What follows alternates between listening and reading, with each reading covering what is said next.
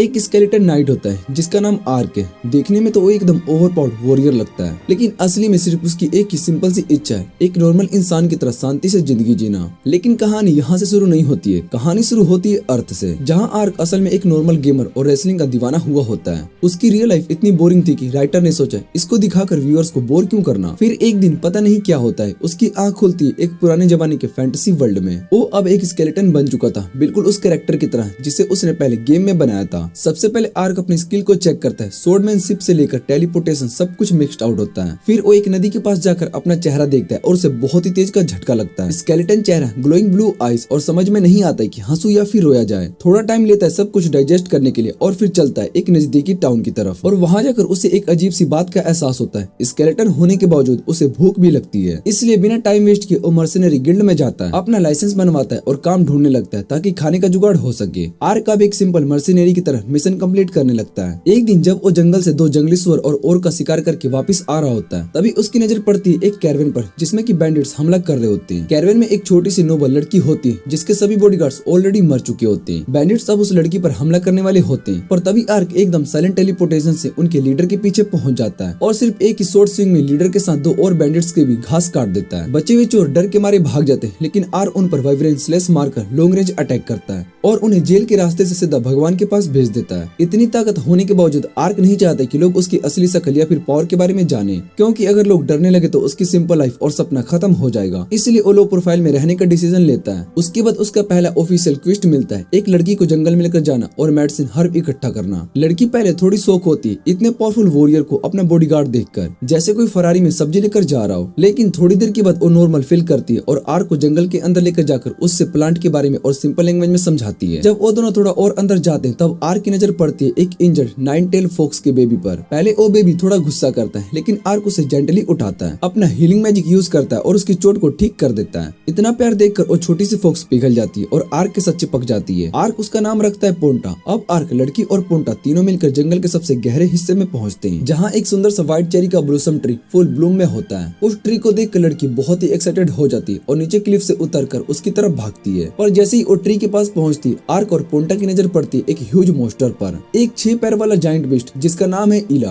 वो गॉडजिला का जैसे छोटा भाई लगता हो, पर उसकी साइज और लुक देखकर कोई भी कांप जाए। मॉन्स्टर उस लड़की पर सीधा अटैक करता है, लेकिन आर्क तुरंत डायमेंशनल वॉक का यूज करके उस लड़की को बचा लेता है। मॉन्स्टर फिर पॉइजन ब्रेथ छोड़ता है, लेकिन आर्क फिर टेलीपोर्ट करके उसके अटैक को ऑब्जर्व कर लेता है। वो समझ जाता है कि मॉन्स्टर को दूर से नहीं बल्कि क्लोज कॉम्बैट में हराना पड़ेगा। आर्क उसके क्लाक का अटैक रोक लेता है, लेकिन मॉन्स्टर अपनी एक्स्ट्रा लॉन्ग जीप का यूज करता है। तभी आर्क के मन में एक बहुत ही फनी थॉट आता है, इस मॉन्स्टर की गर्लफ्रेंड तो बहुत ही खुश रहती होगी। आर्क लगातार मॉन्स्टर के सभी अटैक को डॉज करता रहता है और इससे गॉडजिला को और भी ज्यादा फ्रस्ट्रेटेड हो जाता है। गुस्से से लाल होकर वो अपना अल्टीमेट अटैक यूज करता है, प्यूरिफिकेशन वेव। इस अटैक का इफेक्ट ये होता है कि जितनी भी लिविंग चीजें इसके रेंज में होती है वो सब पत्थर बन जाती है। लेकिन आर्क ने पहले ही अपना होली शील्ड एक्टिवेट कर दिया था, जो हर तरह से स्टैचू इफेक्ट को कैंसिल कर देता है। इस वजह से ना तो आर्क पर कुछ असर होता है और ना ही उस लड़के को जिसे वो बचा रहा होता है। अब गॉडजिला और भी पागल हो चुका होता है, वो अपने ज्यादा हाथों से अटैक करने लगता है। उसकी पावर और स्पीड दोनों बढ़ जाती है। हर अटैक आर्क को पीछे धकेल देता है। रात का समय और जंगल का अंधेरा इस फाइट को और भी डेंजरस बना देता है। तभी आर्क डिसाइड करता है कि अब इस बैटल को जल्दी खत्म करना पड़ेगा। वो अपना एक हाई लेवल स्किल एक्टिवेट करता है, जजमेंट। जमीन पर एक ग्लोइंग मैजिक सर्कल बन जाता है और उसके बीच से एक बड़ी सी लाइटनिंग शॉट समन होती है। वो तलवार सीधा गॉडजिला के ऊपर गिरती है और एक ही बार में उसका काम तमाम हो जाता है। लड़की उस फाइट को देखकर बहुत ही इंप्रेस्ड हो जाती है और उसे लगता है कि आर्क अब एक हीरो बन जाएगा और हर तरफ उसका नाम होगा। लेकिन आर्क उसे क्लियरली कहता है कि वो लो प्रोफाइल रखना चाहता है, इसलिए ये बात किसी को नहीं बताना। गॉडजिला के मरने के कुछ सेकंड के बाद आर्क उसके पैर पर एक रेड और ब्लैक रिंग देखता है, जो मरने के बाद तुरंत टूट जाती है। ये देखकर उसे थोड़ा शक होता है, लेकिन अभी कुछ समझ नहीं आता। वापस जाते वक्त आर्क को एक और बड़ा सा जंगली सुअर मिलता है। वो सोचता है कि विलेज वालों के लिए एक फीस्ट बन जाएगी अगर सुअर का शिकार करता है और उसका लेदर स्किन लड़की को गिफ्ट करता है और बाकी सब मीट पूरे गांव के लोगों के लिए छोड़ देता है। यही छोटी सी बात उसे विलेज का हीरो बना देती है। जब वो विलेज छोड़ने वाला होता है तब उस लड़की की छोटी बहन उसके पैर पर एक फूलों का टायरा पहना देती है, अपनी तरफ से एक छोटा सा रिवॉर्ड। रात को जब आर्क इनके रूम में बैठा होता है तब वो फूलों का टायरा देखता है तो उसके चेहरे पर एक हल्का सा स्माइल आ जाता है। उसे लगता है कि सिर्फ अपने राज छुपाने से ज्यादा इम्पोर्टेंट लोगों की मदद करना है और वो डिसाइड करता है कि कल से वो और भी ज्यादा मेहनत करेगा ताकि जितनी जरूरत हो सके उसकी मदद कर सके। अपने इस पहले क्वेस्ट के बाद आर्क एक नई मिशन को एक्सेप्ट करता है, बैंडिट्स को ढूंढना और उनका सफाया करना। वो छुपा छुपा उन चोरों के हाइड आउट तक पहुंच जाता है, जहाँ उसे कुछ लोगों को बचाते बचाते उनका ट्रेजर स्टेज में मिल जाता है। उस हाइड आउट के अंदर उसे 2 खाली पिंजरे मिलते हैं जिसके सामने खाली फुटबॉल्स होते हैं।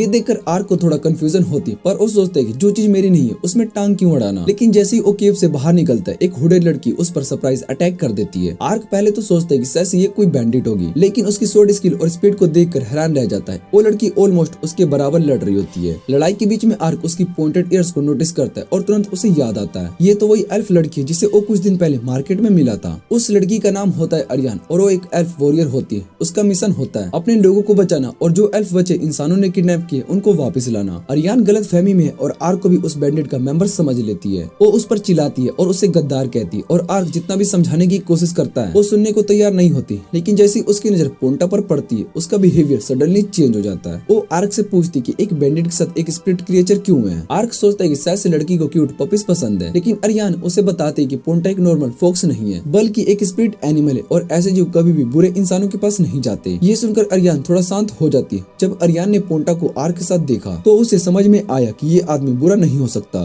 क्योंकि स्पिरिट क्रिएचर सिर्फ अच्छे लोगों के साथ ही रहते हैं। ये समझने के बाद अरियान थोड़ा शर्मिंदा हो जाती है और आर्क से माफी मांगती है। फिर वो उसे बताती है कि कैसे कुछ बैंडिट्स ने एल्फ लोगों को किडनैप कर लिया है और उन्हें स्लेव के रूप में बेचने की प्लानिंग कर रहे हैं। ये सुनकर आर्क को याद आता है कि उस केव के अंदर पिंजरे थे, वो किस काम के लिए थे। अब उसे पूरी तस्वीर समझ में आ जाती है। अरियान कहती है कि वो केव को चेक करना चाहती है, लेकिन आर्क उसे कहता है कि अब वहाँ पर कुछ भी नहीं मिलेगा क्योंकि वो सब लोग वहाँ से निकल चुके हैं। आर्क उसे मदद देने का ऑफर करता है, लेकिन अरियान उसकी बात काट देती है और कहती है ये हमारा पर्सनल मैटर है, तुम बीच में मत पड़ो, और बिना नाम बताए वहाँ से चली जाती है। लेकिन आर्क तो एक गेमर था, उसके दिमाग में ये सीन किसी साइड क्विस्ट जैसा लगता है जहाँ एक खूबसूरत वॉरियर गर्ल को बचाने के बाद उसे अपनी पार्टी में शामिल करेगा, इसलिए वो गिव अप नहीं करता। अगले दिन आर्क अपना teleportation skill dimension walk use करता है और सीधा डेंस फॉरेस्ट पहुंचता है जहाँ पर एल्फ्स रहते हैं। जंगल इतना घना था कि लाइट भी बहुत ही मुश्किल से अंदर पहुंचती थी। तभी उसके कानों में कुछ मानव आवाजें पड़ती और वो चुपके से देखता है। कुछ बैंडिट्स छोटे एल्फ बच्चों को उठाकर लेकर जा रहे होते हैं। उसका लीडर होता है एक स्पॉइल्ड और आर्गुमेंट लड़का जिसका नाम होता है लैन। उन्होंने 4 एल्फ को पकड़ कर रखे होते। जब उनमें से एक छोटी एल्फ ने गुस्से में लैन की तरफ देखा तो लैन ने उसे मारना शुरू कर दिया। पहले उसे थोड़ा टॉर्चर किया, फिर छुरा घोंप दिया और गुस्से से अब लिमिट पार कर चुका था। उसे ये बिल्कुल भी बर्दाश्त नहीं होता कि कोई एल्फ बच्चों के साथ ऐसे बेइंसाफ करे। लेकिन उसके अटैक करने से पहले एक और चमत्कार हो जाता है। अरियान वहाँ पर अचानक आती है और एक ही बार में 2 बैंडिट्स को खत्म कर देती है। बैंडिट्स एक दूसरे से कहते हैं ये तो डार्क एल्फ है और अगर इसे पकड़ लिया तो महंगा बिक सकता है। ये लैन तुरंत कमांड देता है जिंदा पकड़ो इसे। बैंडिट उसकी तरफ दौड़ते हैं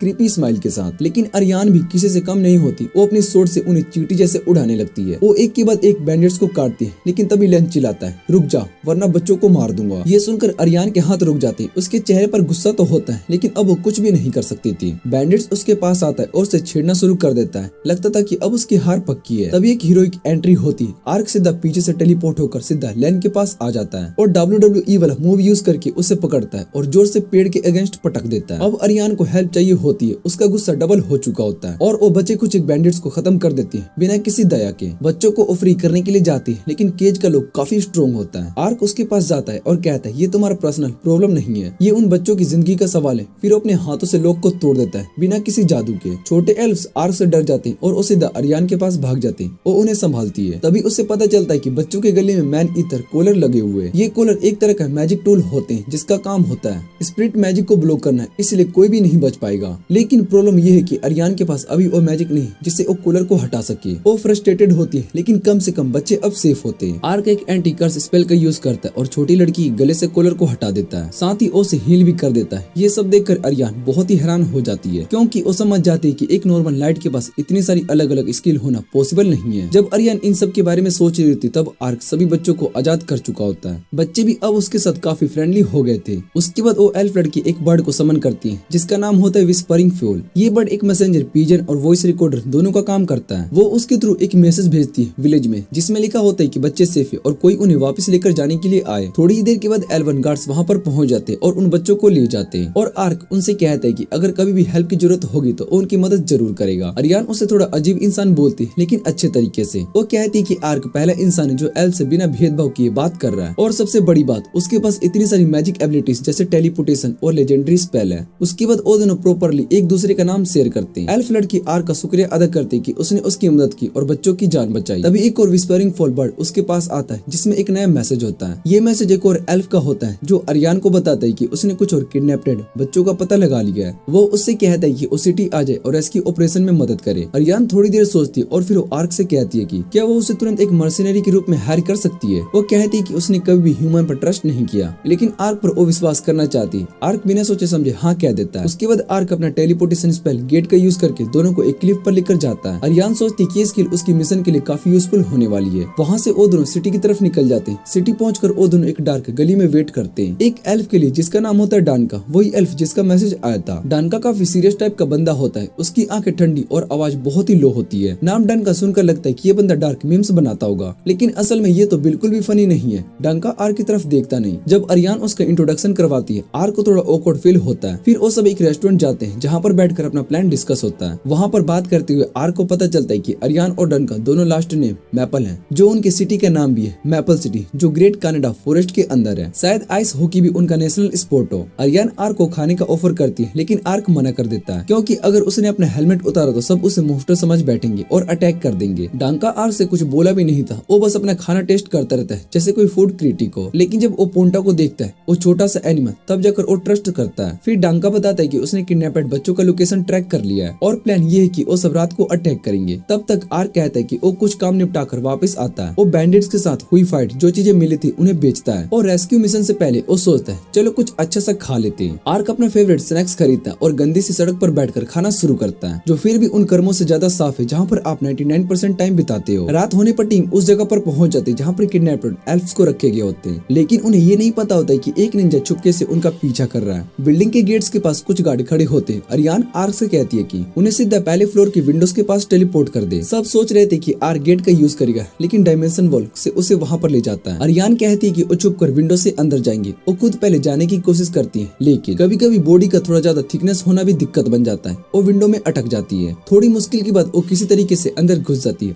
आर्क और डंका भी डायमेंशनल वॉल के अंदर चले जाते हैं और अरियान अब काफी एम्बैरेस्ड फील कर रही होती है। सब साइलेंटली नीचे की तरफ जाने लगते हैं। एक रूम का दरवाजा खोलते तो वहाँ पर कुछ और लोगों की लाशें मिलती है जो शायद थोड़ी देर पहले मारे गए थे। इसका मतलब बिल्डिंग में अभी कोई और भी है। टाइम ज्यादा वेस्ट ना हो इसलिए टीम डिसाइड करती है कि अब सब अलग अलग होकर एल्फ्स को ढूंढेंगे। आर्क डायमेंशनल वॉक का यूज करता है और हर रूम के की होल से झांक कर चेक करता है कि अंदर कोई है या फिर नहीं। फिर टेलीपोर्ट करके एंटर करता है। एक और रूम में जाकर उसे फिर डेड बॉडीज मिलती है। तभी अचानक कोई उन पर निंजा नाइफ से अटैक करता है और आर्क तुरंत उन्हें डिफ्लेक्ट कर देता है और एक और छोटी सी निंजा लड़की उस पर फास्ट मूव से अटैक करती है, लेकिन आर्क सारे अटैक को ब्लॉक कर लेता है। वो हैरान होता है, एक असली निंजा और ऊपर से उसके पास कैट ईयर्स और टेल भी थी। आर्क मन ही मन में किस्मत को ठैंग करता है। वो निंजा लड़की भी हैरान होती है कि ये नेट्स निंजा के बारे में जानता है। तभी उसकी नजर पोंटा पर पड़ती और वो तुरंत माफी मांग लेती है, क्योंकि कोई भी जो एक स्पिरिट क्रिएचर जैसे कि पोंटा के द्वारा एक्सेप्ट किया गया वो एनिमी नहीं हो सकता। वो गैस करती है कि आर्क यहाँ पर किडनैप्ड एल्फ्स को ढूंढने के लिए आया होगा। फिर वो उसे बताती है कि बच्चे बेसमेंट में लॉक्ड है। साथ ही वो उसे कुछ पेपर्स भी देती है जिसमें काफी इंपॉर्टेंट इन्फॉर्मेशन होती है। वो खुद किसी और काम के लिए आई थी, लेकिन उसे वो चीज नहीं मिली, इसलिए जाने से पहले उसने कुछ बैंडिट्स को मार दिया और क्वाइटली वहाँ से चली गई। जाने से पहले वो बताती है कि लॉर्ड के मेंशन में भी 2 एल्फ्स बंद है। फिर वो रूफटॉप्स के ऊपर डिस्पेयर हो जाती है। आर्क सोचता है कि इस दुनिया में पोंटा का साथ मिलना सबसे अच्छा काम था। शायद ये दोनों फ्रेंड्स ऑफ अदरवर्ल्डली बेनिफिट्स बन गए। उसके बाद आर्क पेपर खोलता है और जो उसमें लिखा होता है उसे पढ़कर वो शॉक हो जाता है। ये कॉन्ट्रैक्ट्स होते हैं जिसके जरिए एल्फ्स को खरीदा जा रहा था। वो पेपर्स अपनी टीम को दिखाता है और अरियान और डानका भी ये सब देखकर बहुत ही शॉक्ड होते हैं। फिर आर्क उन्हें बताता है कि ये सब किडनैपिंग गैंग एक्चुअली लॉर्ड डेटो रन कर रहा है, जो कि एक एरिया का रूलर है। और निंजा लड़की के बारे में कुछ भी नहीं बताता, बस ये कहता है कि उसने किसी से इंटरोगेशन करके ये सब इन्फो निकाला है। क्रेडिट खुद ले लेता है जैसे एक स्मार्ट गेमर नाइट। जब ग्रुप बेसमेंट में छुप कर जाने का प्लान बना रहा होता है तभी कुछ बैंडिट्स उन्हें देख लेते हैं। अब छुप के जाना तो गया तो सब डिसाइड करते हैं कि फाइट करके ही रास्ता ढूंढना पड़ेगा। अरियान अपना स्पेशल मूव निकालती है, फायर ब्लेड। फिर एक ही अटैक में बैंडिट्स को ऐसे जलाकर राख कर देती है जैसे कोई सर्दी में अंगीठी जलकर राख हो। इसके बाद सब बेसमेंट की तरफ भागते हैं। बेसमेंट के अंदर छुपी स्केलेड एल्फ गर्ल बाहर के धमाकों को सुनकर बहुत ही कांप रही होती है। तभी आर्क और उसके एल्फ साथी अंदर आते हैं और आर्क बिना किसी की के जेल के आयरन गेट्स को ऐसे तोड़ता है जैसे कोई मिट्टी के बने हो। फिर उस सबको टेलीपोर्ट करके एक क्लिप पर लेकर जाता है, क्योंकि इस दुनिया में क्लिप्स लोगों से ज्यादा है। आर्क उनके गले में माना इतर कॉलर्स लगा देता है। गर्ल्स इमोशनल हो जाती है और उसे थैंक यू बोलती है। डायनका भी अब फाइनली आर्क पर भरोसा करने लगता है। वो कहता है कि बच्चे उसे दे दो, वो उन्हें वापस लेकर जाएगा। बाकी के 2 एल्फ भी आर्क और अरीना को रेस्क्यू करे। अब उनका अगला टारगेट है लॉर्ड का मेंशन। आर्क डायमेंशन मूव से खुद और अरियान को वहाँ टेलीपोर्ट कर देता है। अरियान कहती है कि उन्हें सबसे ऊपर वाले रूम में जाना चाहिए क्योंकि लॉर्ड वहीं पर रहता होगा। लेकिन जैसे ही वो लैंड करते हैं कुछ गार्ड्स उन्हें देख लेते हैं और चिल्लाने लगते हैं, सरेंडर करो। आर्क डायरेक्टली उनका वार्निंग बेल तोड़ता है अपने वाइब्रेशन स्लेज से।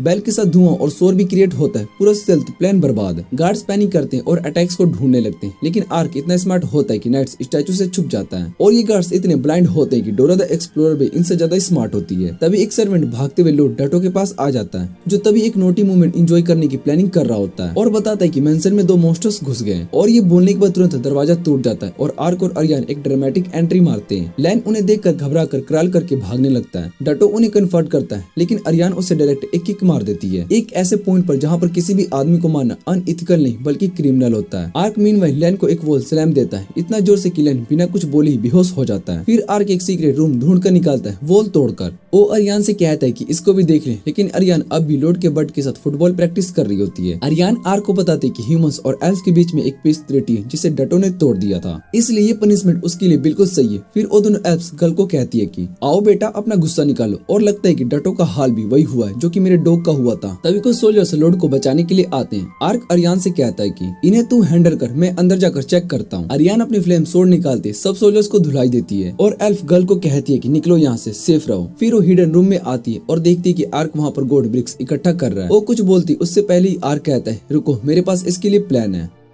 एक ऑर्गेनाइजेशन खड़ा करने के लिए पैसे लगते और अगर इंसान फिर से अपना किडनैपिंग शुरू करना चाहेंगे तो बिना पैसों के वो जल्दी से कुछ भी नहीं कर पाएंगे, उस आदमी ने कहा। लैन ने उसकी बात मान ली और उसके प्लानिंग स्किल की तारीफ भी कर दी। लेकिन उसी वक्त धमाके होने लगे, पूरा मेंशन ही हिल गया। आर्क और अरियान बिना वक्त गवाए पैसा उठाने लगते हैं और वहाँ से निकल जाते हैं क्योंकि बिल्डिंग तो अब टूट ही रही थी। ना आर्क ने ये किया था और ना ही अरियान ने। आर्क सोचता है कि जरूर वही मॉन्स्टर होगा, वो गर्ल निंजा। अरियान के साथ जो डील थी अब वो पूरी हो चुकी थी। वो आर्क को पैसा देती है लेकिन कहती है ये तो कुछ भी नहीं है उस ट्रेजर के सामने जो कि तुमने चुराया है। पर आर्क तो हंस रहे भाई, अगर पास में मिलियंस हो तब भी अगर कोई डॉलर दे दे तो वो मना नहीं करेगा। फिर अरियान उससे पूछती कि अगर तुम्हारे पास कोई प्लान नहीं है तो मेरे साथ एल्फ्स देश चलो, हमारे लोग अभी भी इंसानों के जुल्म से गुजर रहे, मुझे तुम्हारी मदद चाहिए। आर्क का मन तो वैसे भी फैंटेसी जीने का था, लेकिन थोड़ा डाउट दिखाता है और पूछता है क्या एल्फ्स मुझे एक्सेप्ट करेंगे, मैं आउटसाइडर हूँ। अरियान कहती है कि मैं पूरी कोशिश करूंगी कि एल्डर तुम्हें परमिशन दे दे, लेकिन आर्क कहता है कि मैं अपने आर्मर को नहीं उतार सकता चाहे उन्हें वेरीफाई करना हो। अरियान हैरान होती है क्यों, क्या वजह है।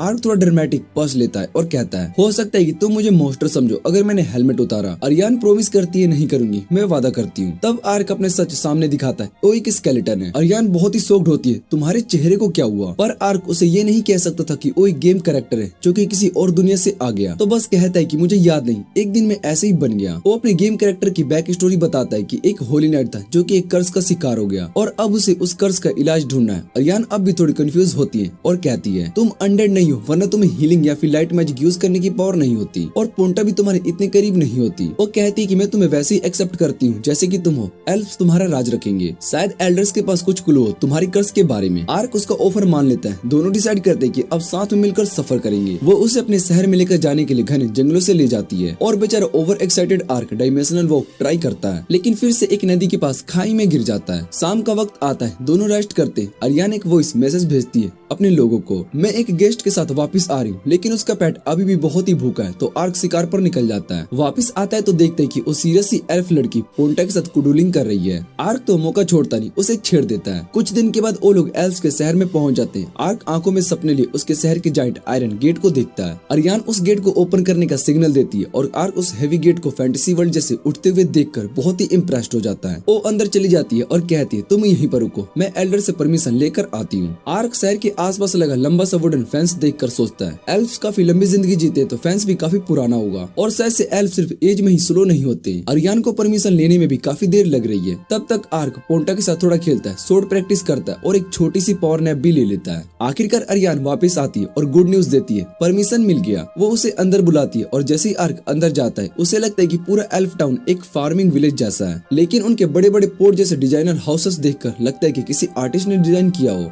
शहर के बीचों बीच में एक जाइंट ट्री है, वही एल्डर का घर और ऑफिस। अरियान उसे लेकर जाती है एल्डर डियान और उसकी वाइफ गलियान के पास। दोनों उसका स्वागत करते हैं और अरियान का ध्यान रखने के लिए थैंक्स भी बोलते हैं। यहीं पर आर्क को एक बड़ी सी सच्चाई का पता चलती है, अरियान एल्डर की बेटी है और उसने कभी बताया ही नहीं। गिलियंस हंसती है और कहती है ये सिर्फ 170 साल की जबकि मैं 240 की हूँ और अरियान को ये बात बहुत ही इरिटेट करती है। आर्क बहुत ही हैरान रह जाता है, ये लोग 240 साल के और दिखते हैं बिल्कुल 30 साल के। एल्डर डियान आर्क को हेल्प करने के लिए फिर से उसको थैंक यू बोलता है, लेकिन फिर अरियान की तरफ मुड़कर सीरियस हो जाता है, तुमने तुमने एक नोबल के घर पर अटैक क्यों किया जब मिशन सिर्फ किडनैप्ड एल्फ्स को बचाना था। अरियान के पास कोई सॉलिड जवाब नहीं होता तो आर्क बीच में आता है और पूरी कहानी समझा देता है। डियान कहते हैं मैं कल एल्विन की एल्डर्स की कन्वेंशन में ये सब रिपोर्ट करूंगा और आर्क के दिए गए स्लेव कॉन्ट्रैक्ट्स भी सभी को दिखाएगा। बिजनेस वाली बातें खत्म होती है, गिलियंस खाना खाकर आती है और सब टेबल पर बैठ जाते हैं। आर्क थोड़ा नर्वस होता है, पहली बार किसी के साथ खा रहा हूँ इतने दिनों के बाद। अरियान उससे कहती चिंता मत करो, जस्ट रिलैक्स। और डियान बोलते तुम्हारे बारे में सब कुछ पता चल चुका है, हम तीनों तुम्हारा राज रखेंगे।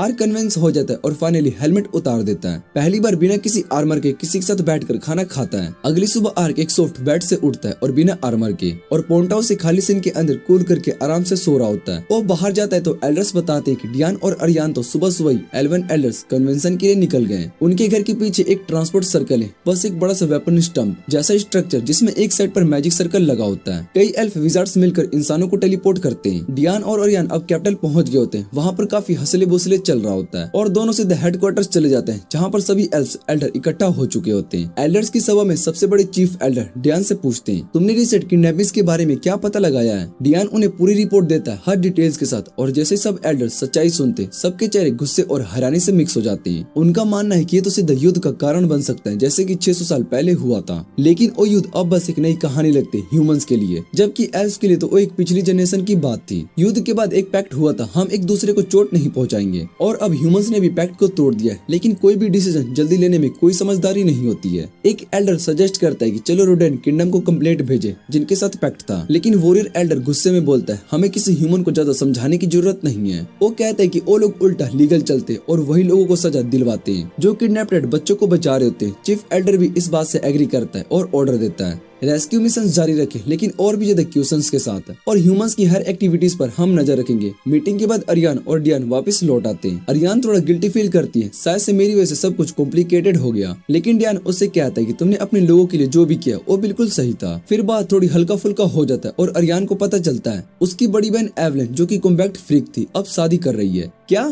एल्विन और शादी? उसने तो इमेजिन भी नहीं किया होता कि एल्विन किसी आदमी के साथ। तभी एल्विन खुद वहाँ पर आ जाती है और जोर से अरियान को टैकल करती है, गले लग जाती है और पापा को तो इग्नोर ही कर देती है जब तक कि उसका कोडिंग टाइम खत्म नहीं हो जाता। एल्विन कहती है I am proud of you Ariyan, इतने सारे एल्फ्स को बचाने के लिए। ये सुनकर अरियान खुश हो जाती है, लेकिन उसके मन में एक पुरानी छोटी सी दर्द भरी फीलिंग जाग उठती है। बहन तो एक जीनियस थी, मैं कभी भी उसकी बराबरी नहीं कर पाई, इसलिए वो तुरंत टॉपिक को चेंज करती है। तो शादी कब है तुम्हारी? एल्विन टीसिंग टोन में पूछती है तुम किसी को पसंद करती हो क्या? अरियान तुरंत मना कर देती है, लेकिन आर्क का चेहरा दिमाग में आते ही हल्की सी ब्लश कर जाती है। एवलिन मुस्कुराकर बोलती है जो भी तुमसे शादी करना चाहेगा उसे बहुत ज्यादा स्ट्रॉन्ग होना पड़ेगा। अरियान गुस्से में बोलती है सीधा सीधा बोल दो ना, तो मुझे कभी शादी नहीं करने दोगी। और एवलिन जोर से हंस पड़ती है, लगता है कि जिस आदमी ने अरियान का दिल लिया है उसके लिए जर्नी इजी नहीं होने वाली है। वहीं दूसरी तरफ आर्क विलेज का टूर कर रहा होता है, लेकिन लोग उस पर थोड़ा शक करते हैं। सिर्फ वही लड़की जिन्हें उसने बचाया था, सिर्फ वही उसे अपना समझती है। तभी गलियान आती है, एक छोटी सी सोड प्रैक्टिस करे। दोनों प्रैक्टिस सोड लेकर सामने आते हैं और आर्क सोचता है कि एक हाउसवाइफ क्या मेरा सामना कर पाएगी, लेकिन गलियान मुस्कुरा कर कहती है मैं ही तो अरियान के टीचर हूँ। गलियान एक डार्क एल्फ थे जिनको उनकी फिजिकल एबिलिटी के लिए जाना जाता था।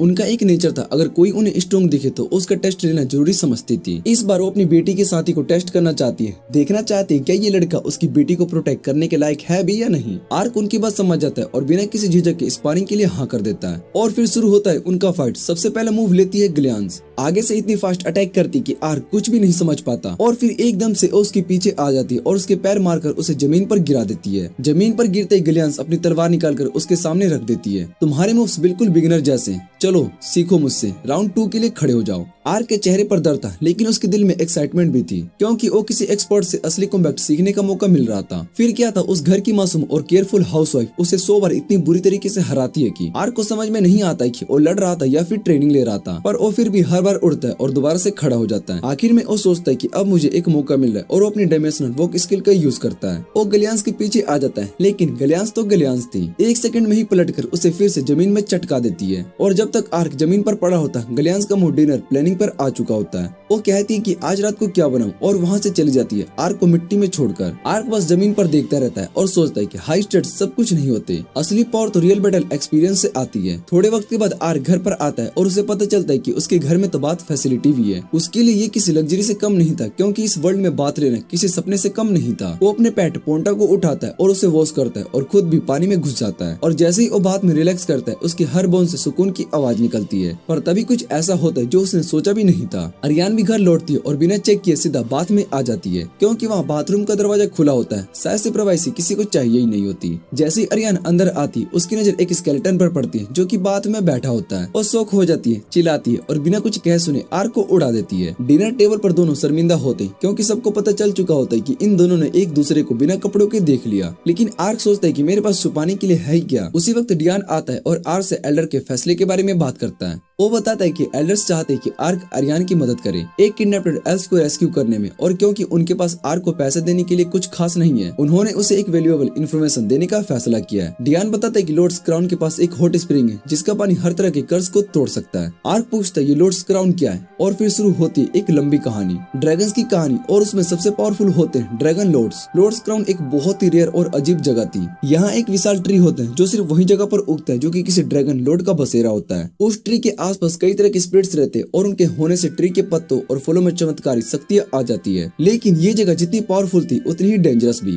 किसी ने अगर स्पिरिट्स को डिस्टर्ब कर दिया तो ड्रैगन लॉर्ड का गुस्सा पूरी दुनिया पर भारी पड़ सकता है। अरियान बताते कि ह्यूमंस के लिए गॉड्स क्राउन में जाना बहुत ही खतरनाक है, लेकिन एल्फ्स स्पिरिट परमिशन ले सकते हैं, और वो चाहे तो आर्क के लिए भी परमिशन अरेंज कर सकती है। डियान फिर पूछता है तो फिर ये इन्फो पेमेंट के लायक है या फिर नहीं। आर्क मुस्कुराता है और कहता है ये तो एक्सपेक्टेड से भी ज्यादा था। लेकिन जब वो रात को बेड पर होता है तो एक अजीब सा थॉट उसके दिमाग में आता है, क्या मैं सच में कष्ट हूँ जैसा मैंने सबको बताया था। वो तो बस उसके कैरेक्टर का रोल प्ले था, रैंडमली लिखा गया एक बैक स्टोरी। लेकिन अगर ये सच निकला तो शायद से उसका स्केलेटन फॉर्म भी एक रियल कर्स का रिजल्ट हो। तभी आर्क याद करता है अपनी एक स्पेशल स्पेल एंटी कर्स। ये स्पेल मिड लेवल कर्सेस पर काम करता है और उसके पास और भी पावरफुल स्पेल्स थे, लेकिन वो अनडेड को डैमेज कर देते, और आर्क खुद अनडेड था और रिस्क लेना नहीं चाहता था। सोचकर आर्क डिसाइड करता है कि वो अपने हाथ पर एंटी कर्स ट्राई करेगा, और जैसे स्पेल कास्ट करता है उसका बोनी हाथ एकदम से इंसान के हाथ में बन जाता है। वो शौक में चला जाता है, लेकिन ये तो सिर्फ 5 सेकंड के बाद उसका हाथ वापस स्केलेटन बन जाता है। आर्क फिर ट्राई करता है, फिर करता है और बार बार करता है, क्योंकि उसे रात को अपनी राइट हैंड की जरूरत होती है बैडली। पूरी रात स्पेल कास्ट करते करते उसका हाल बुरा हो जाता है और अगले दिन वो थका हुआ होता है। अगली सुबह अरियान के साथ निकल पड़ता है रोडेंट किंगडम के कैपिटल की तरफ। उनका मिशन होता है उन लोगों को ढूंढना जिनके नाम एल्फ सेलिंग कॉन्ट्रैक्ट्स में लिखे गए होते हैं। लेकिन आर्क का दिमाग अब भी रात वाली बात पर अटका होता है। उसे अब कंफर्म हो चुका था कि वो स्केलेटन इसलिए था क्योंकि वो एक कर्स में बंधा हुआ था, और ये कर्स बार बार वापस आ जाता है जैसे कोई टॉक्सिक एक्स। जब वो दोनों जंगल से बाहर आ जाते हैं तभी आर्क पर जायंट ड्रैगनोफ्लाई मोस्टर का अटैक हो जाता है। वो डर के मारे भाग जाता है, लेकिन अरियान उसकी जान बचा लेती है। बाद में वो दोनों एक रेस्टोरेंट में जाकर अपना नेक्स्ट प्लान डिस्कस करते हैं। अरियान बताती है कि कैपिटल तक पहुंचने का नॉर्मल रास्ता जंगल के अराउंड जाने वाला है जिसमें कैरिज का यूज होता है, लेकिन वो दोनों सीधा जंगल क्रॉस करना चाहते हैं फास्ट पहुंचने के लिए। वहीं उनकी बात सुन रही होती है एक वेट्रेस। वो बोलती है जंगल में मत जाइए, वहाँ पर कुछ टाइम से हॉन्टेड वुल्व्स दिखाई दे रहे हैं। बहुत लोग उनका शिकार बन चुके हैं, लेकिन सोल्जर्स ने कुछ नहीं किया। अरियान एकदम से शौक में चली जाती है हॉन्टेड वुल्व्स का नाम सुनकर। थोड़े टाइम के बाद वो कहती है कि हमारे लिए वो प्रॉब्लम नहीं बनेंगे। तो अब वो दोनों जंगल के रास्ते निकल पड़ते हैं, और रास्ते में आर्क अरियान से पूछता है हॉन्टेड वुल्व्स का नाम सुनते ही तुम इतनी सीरियस क्यों हो गई थी। अरियान थोड़ा चुप हो जाती है और फिर बताती है कि हमारे एल्वन ट्रेडिशन में हॉन्टेड वुल्व्स का टेल और फर काफी खास होते हैं। उनका फर शादी के ब्राइडल वेल में लगाया जाता है, और ये ब्राइड के लिए सबसे बेस्ट गिफ्ट माना जाता है। उसकी बात सुनकर आर्क समझ जाता है कि उसकी बहन की शादी नजदीक है और वो उसके लिए कुछ खास गिफ्ट लेना चाहती है। लेकिन जैसे ही इमोशनल वाइब शुरू होती है वो उसका पूरा झुंड चारों तरफ से उन पर टूट पड़ता है, जैसे उन्हें अपनी पूंछ खुद काट कर देनी हो। आर्क एक वुल्फ को स्लैश करता है, लेकिन वो एकदम से गायब हो जाता है। जैसे मेरी सेल्फ स्टीम जब 4 लोग मुझे घूर कर देखते हैं, तभी आर्क को समझ में आता है कि ये सब इल्यूजन है। वुल्फ हर साइड में आ रहे होते हैं, लेकिन कौन सा असली है और कौन सा नकली समझना बहुत ही इम्पॉसिबल है। तभी आर्क को याद आता है एक पुरानी बात, हंटेड वुल्व्स इंटेलिजेंट होते हैं और वो ग्रुप्स में अटैक करते हैं। उनका मेन स्ट्रेटेजी होता है इल्यूजन के जरिए कंफ्यूज करना, जबकि उनका बॉस दूर से बैटल लीड करता है। जब आर्क स्ट्रगल कर रहा होता है, अरियान तब भी काफी चिल मोड में होती है। एक फायर बॉल से वो इल्यूजन को उड़ा देती है, और जैसे ही उस पर जंप करते हैं वो अर्थ स्पाइस को समन करके रियल उल्फ्स को मार गिराती है। आर्क फिर से सोचता है इतनी हाई स्टेट्स होने के बाद भी मैं बेसिक फाइट नहीं कर सकता हूँ। वुल्फ्स उसका आर्मर चबा रहे होते हैं, लेकिन स्क्रैच तक नहीं आती, फिर भी हेल्पलेस फील कर रहा होता है। तब आर्क डिसाइड करता है कि मैं बॉस वुल्फ को खत्म करता हूँ। बॉस एक क्लिप पर खड़ा होता है और उन्हें देख रहा होता है, और अगर टाइम हो तो गिरते रहना और हर दूसरी तरफ एक क्लिप जरूर होता है। आर्क डायमेंशनल वॉक का यूज करता है और चुपके से बॉस के पीछे पहुंच जाता है और जैसे ही अटैक करता है बॉस वुल्फ जम करके अटैक को डोज कर लेता है। लेकिन आर्क की नजर एक छोटी सी चीज पर पड़ती है। बॉस के पैर पर वही ब्लैक रेड रिंग होती है जो कि इला के पास थी।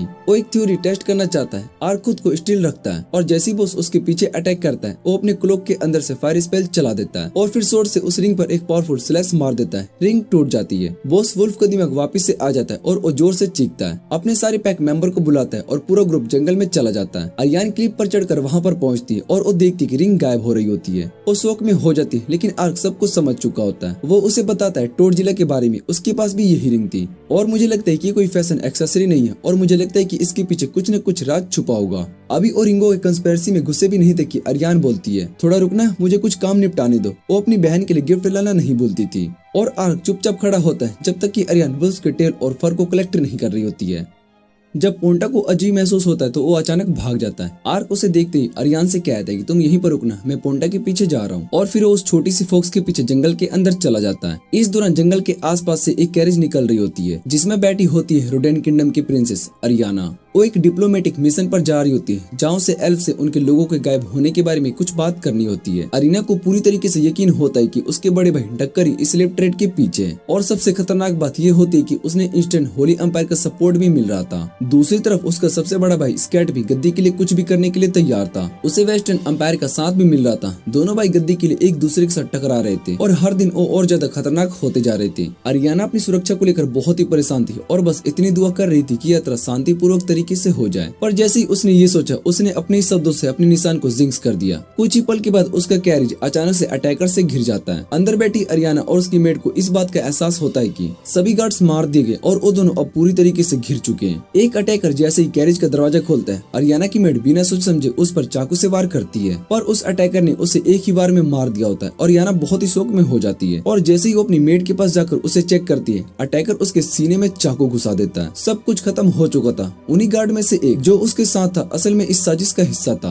वो अटैकर से कहता है कि सभी के बॉडीज को लूट लो और पूरे सीन को बैंडिट्स का काम दिखाओ। सब मिलकर हंस रहे होते। इस मिशन के बाद वो कितने अमीर हो जाएंगे। तभी पोंटा उनके चेहरों पर जंप कर देता है। एक अटैकर हैरान होकर कहता है कि ये क्या अजीब जानवर है, पर वो सोचता है कि चलो इसे मारकर हरा देते हैं। लेकिन तभी आर्क वहाँ पर पहुँच जाता है और आर्क उस आदमी का हाथ इतनी जोर से पकड़ता है कि हड्डियां टूटने की आवाज सबको सुनाई देती है। वो उसे एक तरफ फेंक देता है और नीचे झुककर उस लड़की को देखने लगता है जिसे वो किसी अमीर घर की बेटी समझ रहा होता है। अटैकर सोच रहे होते कि आर्क ने उन्हें प्रिंसेस को मारते हुए देख लिया तो वो फायर और स्टोन बुलेट से उन पर अटैक करते हैं, लेकिन आर्क उनके अटैक को महसूस तक नहीं करता। वो तो बस ये सोच रहा होता है कि क्या इस लड़की को बचा सकता है, क्या अपनी पावरफुल स्किल से एक मुर्दे को जिंदा करना ठीक होगा। गेम के अंदर होता तो शायद से गुड डेट के रूप में माना जाता, पर ये तो रियल दुनिया थी। जैसे ही अटैकर्स रुकते हैं आर्क पीछे मुड़कर देखता है तो उन्हें देखता है। वो सब चीख रहे होते हैं क्योंकि हंटेड वुल्व्स उन पर हमला कर देते हैं। ये वही वुल्फ था जिसे आर्क ने पहले पागलपन से बचाया था। अब वो पूरे पैक के साथ आया था इंसानों से बदला लेने के लिए। कुछ अटैकर्स भाग जाते हैं पर बाकी सभी मारे जाते हैं। अपना मिशन पूरा करके वुल्फ बॉस वापस चला जाता है। अब जब आसपास कोई नहीं होता है तो आर्क ने सोचा कि अब टाइम सेफ है अपनी एक बहुत ही पावरफुल स्किल का यूज करने का, जिसका नाम था रीइंजर्नेशन। इस स्किल की मदद से वो मरे हुए प्रिंसेस को जिंदा कर देता है। जैसे ही उसकी आंखें खुलती है आर्क खुश हो जाता है, उसकी स्किल काम कर गई। अब वो पोंटा को कहता है कि प्रिंसेस का ध्यान रखें जब तक कि वो बाकी लोगों की मदद करता है। आर्क फिर अपनी रीइंजर्नेशन स्किल से मेड और कुछ सोल्जर्स को भी जिंदा कर देता है, लेकिन एक सोल्जर की हालत इतनी खराब होती कि स्किल का उस पर कोई खास असर नहीं पड़ता। आर्क अपनी पूरी कोशिश करता है जितना ज्यादा लोगों की जान बचा सके। रीजनरेशन स्किल की चमकती रोशनी से पूरा एरिया ही रोशन हो जाता है। तभी वो प्रिंसेस एक बार के लिए आंखें खोलती है, आर्क को देखती है और सोचती है क्या ये कोई फरिश्ता है, और फिर दोबारा से बेहोश हो जाती है। थोड़ी देर बाद जब मेड उसे हिलाकर रुला रही होती है तब प्रिंसेस दोबारा से होश में आती है। मेड उसे बताती है कि वो दोनों बिल्कुल ठीक है, एक भी स्क्रैच नहीं आया।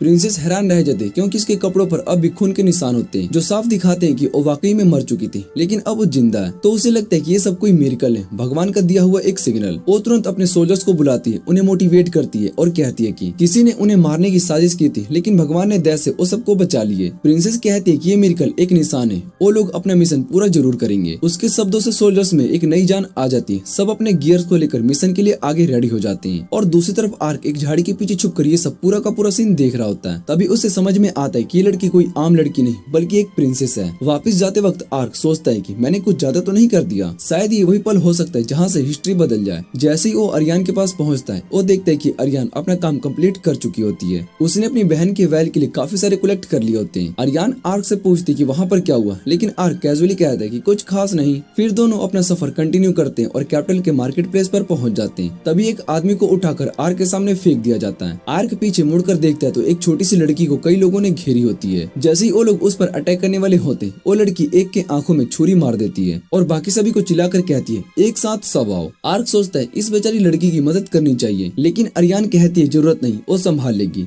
और वैसे ही होता है, वो लड़की अकेले उन सभी को मार गिराती है। आर्क उसे देखकर हैरान हो जाता है, लेकिन तभी वो लड़की आर्क की तरफ देखती है और आर्क थोड़ा सा टेंशन में आ जाता है, कहीं ये मुझसे फाइट तो नहीं करेगी। लेकिन उसके बदले वो लड़की मुस्कुराकर उससे कहती है कि फिर से मिलके अच्छा लगा। और तभी आर्क को याद आता है कि ये तो वही बेस्ट गर्ल निंजा है। ये वही लड़की थी जिससे आर्क ने पहले मिला था जब वो एल्फ्स को बचा रहा होता है। मार्केट प्लेस में आर्क को देखते ही उस लड़की ने उससे अप्रोच किया और कहा, तुमने एल्फ्स को बचाते वक्त बहुत ही कमाल का काम किया, मुझे तुमसे कुछ बात करनी है। अरियान थोड़ा कंफ्यूज होती है और आर्क से पूछती कि ये लड़की कौन है और इसे कैसे पता चला एल्फ्स के रेस्क्यू के बारे में। आर्क कहता है ये वही लड़की जिसने मुझे एल्फ्स के किडनैप होने की इन्फॉर्मेशन दी थी डटो में। फिर वो लड़की अपना इंट्रोडक्शन देती है, मैं हूँ चियो, हिन क्लैन से, अपने हिडन विलेज की टॉप 6 निंजास में से एक। थोड़ा वक्त बात करने के बाद सब मिलकर एक रूम को बुक कर लेते हैं। आर्क के माइंड में एक अलग ही फैंटेसी चल रही होती है, एक रियल बनी निंजा। ये तो फैंटेसी का पीक है। लेकिन फिर सब लोग फॉर्मल तरीके से अपना इंट्रोडक्शन देते हैं। चियो सीधा पॉइंट करती है और आर्क से पूछती है, जब हम पहली बार मिले थे तुमने मुझे निंजा क्यों कहा था। आर्क के मन में तुरंत एक थॉट आता है, अगर मैंने सच बता दिया कि मैं दूसरी दुनिया से आया हूँ तो सब कुछ बिगड़ सकता है। इसलिए वो कैजुअली कहता है कि हमारे देश में स्पाइस और असासिन्स ऐसे ही कपड़े पहनते हैं, उन्हें भी निंजा कहा जाता है। ये सुनकर चियो सोचती है कि शायद से आर्क भी उसी देश से जहाँ से हमारे फाउंडर्स आए थे 600 साल पहले। आर्क समझ जाता है, मतलब जो निंजा क्लैन का फाउंडर था वो भी जापान से था और यहाँ पर आकर उसने अपना एक अलग ही कल्ट शुरू कर दिया। अरियान तब चियो से डायरेक्टली पूछती तुम आर्क से क्या बात करना चाहती थी। तभी चियो का चेहरा एकदम सीरियस हो जाता है। वो कहती है कि हमें तुम्हारी मदद चाहिए। बीस्टमैन भी वही दर्द झेल रहे थे जो कि पहले एल्फ्स ने झेला था। ह्यूमंस उन्हें किडनैप करके स्लेव्स बना रहे थे।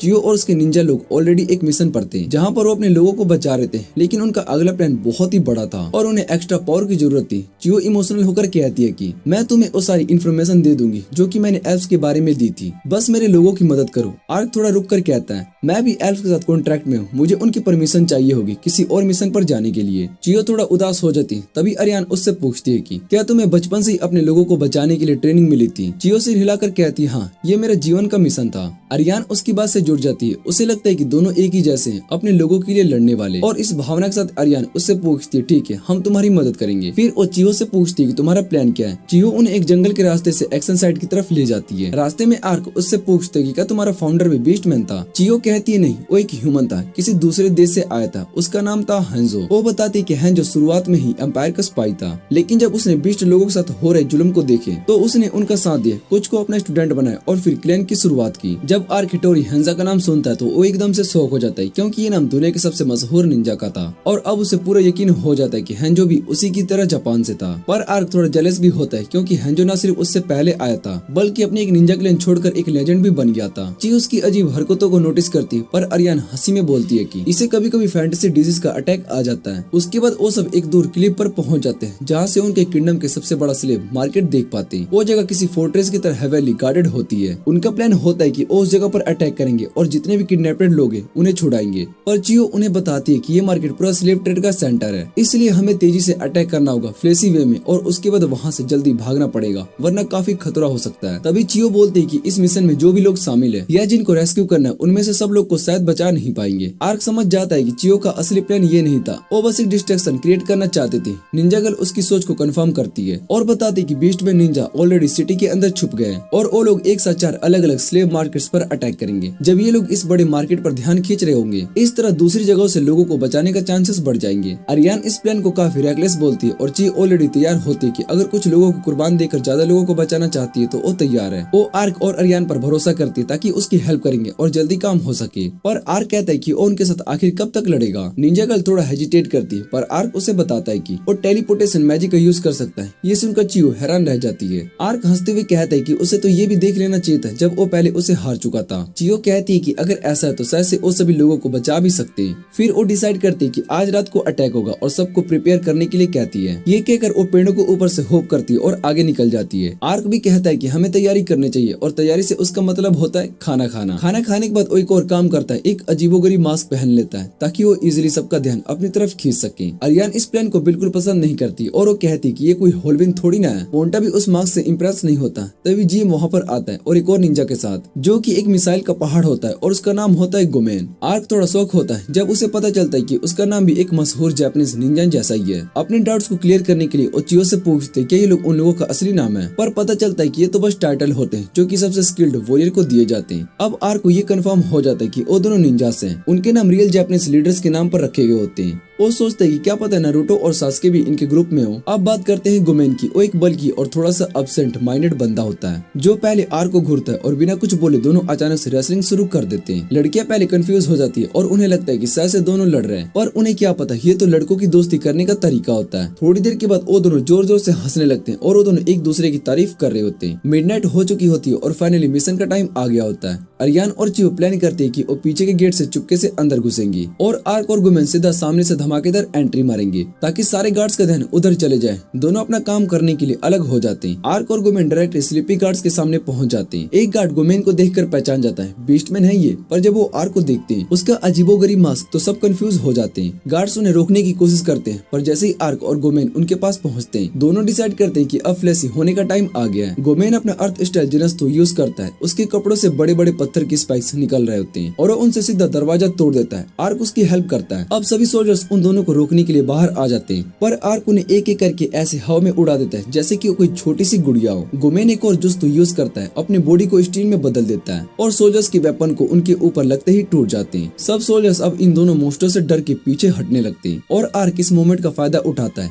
वो डिसाइड करता है कि उसे गोमेन से बेटर करना है। वो अपना स्किल यूज करता है, रॉक बुलेट, जो कि असल में एक रॉक कैनन होता है, और उससे सोल्जर्स को पीस देता है। और थोड़ा सा अटेंशन के लिए वो एक पागल जैसा हंसने लगता है जो ऑलरेडी डरे हुए सोल्जर्स के लिए और ज्यादा हॉरर बन जाता है। गोमेन एक और जुस्तु का यूज करता है, रॉक स्पेयर स्ट्राइक। वो जमीन पर मुक्का मारकर नीचे के पत्थर के बड़े स्पाइक्स निकाल देता है, पर आर्क भी सोचता है कि मैं इनसे पीछे कैसे रह सकता हूँ, तो वो अपना मैजिक यूज करता है, रॉक फैंग का, और नीचे से जाइंट पत्थर के दांत निकलता है। तभी कुछ क्रेजी होता है और दोनों की अर्थ मैजिक से एक दूसरे को बूस्ट करने लगती है और हर तरफ से स्पाइक्स ही स्पाइक्स निकलने लगते हैं। इतना डिस्ट्रक्शन होता है कि दोनों ही बनाए गए अपने रबल्स के नीचे दब जाते हैं। तभी दूसरी तरफ अरियान, पोंटा और चियो दोनों बैकडोर तक पहुंच जाते हैं और जब वो ये सामने का धमाकेदार शो देखते हैं तो तुरंत इस डिस्ट्रैक्शन का फायदा उठाने के लिए अंदर घुस जाते हैं। वो एक लॉक के डोर के सामने रुकते हैं, पर निंजा गर्ल अपने लॉकिंग स्किल से उसे तुरंत खोल देती है और सब फोर्ट्रेस के अंदर साइलेंटली एंटर करते हैं। जब सोल्जर्स फ्रंट गेट की तरफ भाग रहे होते हैं तभी पोंटा कुछ सोल्जर्स को देख लेता है, पर उनके कुछ कहने से पहले चियो अपना वाटर जिनस्तु यूज करती है और पानी के वुल्स बनाकर सोल्जर्स को खत्म कर देती है। ज्यादा सोल्जर्स उनकी तरफ भागने लगते हैं और अब अरियान की बारी होती है उनसे निपटने की। वो अपनी फायर स्वॉर्ड मैजिक से सोल्जर्स को जिंदा जलाकर राख कर देती है। तीनों नीचे बेसमेंट तक पहुंच जाते हैं जहां पर बीस्टमैन को जंजीरों में बांधकर प्रिजन में रखा गया होता है। जैसे ही चियो उन्हें फ्री करने लगती है वो लोग पूछते तुम कौन हो, और जैसे ही वो प्राउडली कहती है कि मैं लाक लेन से हूँ, उन बीस्टमैन की आंखों में एकदम से रोशनी आ जाती है। वो पहले से काफी ज्यादा होपफुल और एनर्जेटिक हो जाते हैं। चियो तुरंत प्रिजन्स को खोलती है और उनसे कहती है अब तुम लोग भी मेरी मदद करो। अरियान तब तक बाहर से सोल्जर्स को रोके रखती है। उधर फ्रंट गेट पर आर्क और गोमेन, जो कि रबल के नीचे दब जाते हैं, अब अपने डिफेंस स्पेल से बाहर निकल आते हैं एकदम ठीक ठाक। वो सोच रहे होते कि लड़कियों की मदद करनी चाहिए, पर उससे पहले ही वो तीनों मिशन कंप्लीट करके बाहर आ जाती हैं और बताती है कि जितने भी बीस्टमैन उन्होंने फ्री किए हैं वो सब एक होल में गार्ड बनकर खड़े हो चुके हैं। अब सिर्फ पीछे का बिल्डिंग बचा होता है जिसे रेड करना होता है। गोमेन वॉलंटियर करते हैं, मैं यहीं पर रियर गार्ड बनता हूँ सोल्जर्स को रोकने के लिए, और बाकी सभी आगे बढ़ जाते हैं। रास्ते में जितने गार्ड्स मिलते हैं सबको खत्म करते हुए वो सब डोर्स अनलॉक करते हैं। एक अंडरग्राउंड प्रिजन मिलता है जहाँ और लोग बंद होते हैं और सबको छुड़ा दिया जाता है, पर एक सेल ऐसी होती है जहाँ से बहुत ही गंदी स्मेल आ रही होती है। चियो जैसे ही अंदर जाती है उसे एक हिप दिखाई देता है उसके मरे हुए रिश्तेदारों का। बाकी बीस्टमैन रोते हुए बताते हैं जो लोग बचने के लायक नहीं थे, जैसे जो इंजर्ड या फिर बीमार थे, उन्हें यहीं पर मरने के लिए छोड़ दिया गया था। सबके आंखों में आंसू होते हैं और आर्क का गुस्सा चरम पर होता है, पर वो डिसाइड करता है कि पहले सब सर्वाइवर्स को यहाँ से निकाले फिर मोरन करेंगे। सब लोगों को एक जगह पर इकट्ठा करे। आर्क गेट स्पेल का यूज करता है और सबको एक ही बार में टेलीपोर्ट करके सेफ जगह ले जाता है। जब सब एवेक्यूट हो जाते ओ एमी का कवर मिलता है। बाकी जगहों पर भी मिशन सक्सेसफुल रहा। अब आर्क डिसाइड करता है कि अब टाइम आ गया इस फोर्ट्रेस को पूरा खत्म करने का। वो वापस टेलीपोर्ट करता है सीधा गोमेन के पास, जो कि अब तक गार्ड्स होल्ड किए खड़ा था, भले ही काफी ज्यादा इंजर्ड हो चुका होता है। आर्क उससे कहता है चलो मिलकर इंसानी गंदगी को साफ करते हैं, और दोनों अपने कॉम्बो मूव्स चलाते हैं। रॉक फैंग और अर्थस्फीयर और पूरा स्लेव मार्केट धूल धूल मिल जाता है। फिर वो उस बिल्डिंग को आग लगा देते हैं और यान और चियो एक क्लिफ से सबको देख रही होती है। हाँ, तुम सब गैस कर ही चुके होगे। फिर से एक और क्लिफ सीन। फिर आर्क एक और बार टेलीपोर्ट करता है, इस बार उन डेड बॉडीज का जो कि पहली बार वो नहीं ला पाया था। अरियान उन सभी को प्रॉपर क्रीमेशन देती है और जैसे जैसे बॉडीज चलती है उनकी आत्माएं फ्री होकर आसमान की तरफ उड़ जाती है। चियो कसम खाती है कि मैं और स्ट्रॉन्ग बनूंगी ताकि कभी भी किसी और के साथ ऐसा ना हो। मिशन कंप्लीट हो जाता है और सब लोग वापस जा चुके होते हैं और आर्क और गुमेन एक बार फिर दोस्ती दिखाने के लिए रेसलिंग करते हैं। लड़कियां अपने मिशन और लोगों को आजादी देने की बात करते हुए आगे बढ़ती हैं। अगले दिन सब कैप्टन में बोटिंग कर रहे होते हैं और वहीं पर निंजास उन्हें वादा की गई इन्फॉर्मेशन देते हैं जो कहता है जिन लोगों ने एल्स को खरीदा था वो लोगों ने ईस्ट होली एम्पायर ले गए। जैसे ही अरियान को होली एम्पायर का नाम सुनाई देता है उसका मूड बिल्कुल सीरियस हो जाता है और डोंका और बाकी सभी को नए अपडेट्स देने के लिए एक वॉइस मेल बर्ड का इस्तेमाल करती है और फिर आर्क के साथ एम्पायर की तरफ रुख कर लेती है। रास्ते में वो दोनों एक समंदर के किनारे रुकते हैं जहाँ पर यंस का एक बहुत ही बड़ा झुंड आसमान में दिखाई देता है। आर्क अपनी फैंटेसी दुनिया में खो जाता है लेकिन अरियान थोड़ी सी हैरान होती है क्योंकि वो एवरेंस कभी इतने बड़े ग्रुप्स में नहीं घूमते। उनके इतने बड़े नंबर्स की वजह से वॉइस मेल बर्ड उड़ान भरने से डरते हैं और मैसेज दूसरे एल्फ तक नहीं पहुँच पाता। आर्क कहता है कि ये कोई बड़ी बात नहीं है और वो बस अपने प्लान को बिना समझाए ड्रैगन जैसे मॉन्स्टर्स को अलग कर सकता है। वो एक क्लिफ के नीचे कूदता और एक जबरदस्त लैंडिंग करता है। फिर वो एक mid tyre wide area attack lightning damper का इस्तेमाल करने का फैसला करता है जिसके बाद काले बादल आसमान को घेर लेते हैं और बिजली के तार आंस पर अटैक करते हैं। अरियान और बाकी सभी लोग फ्रेंडली फायर का शिकार हो जाते हैं। जैसे ही आर्क आसमान साफ होने के बाद उनके पास टेलीपोर्ट होता है वो उन्हें ऐसी हालत में देखकर बहुत ही हैरान हो जाता है। लेकिन जब वो ये पूछने की कोशिश करता है कि क्या सब ठीक है, एक एल्फ जो कि हरे रंग के बाल और घास से सजता है उसके बारे में नोट्स दे रहा होता है। आर्क और अरियान एक नजदीकी टाउन के इन में रुकते हैं जहाँ पर अरियान अब भी गुस्सा है। आर्क ने बिना वार्निंग के इतना खतरनाक अटैक क्यों किया,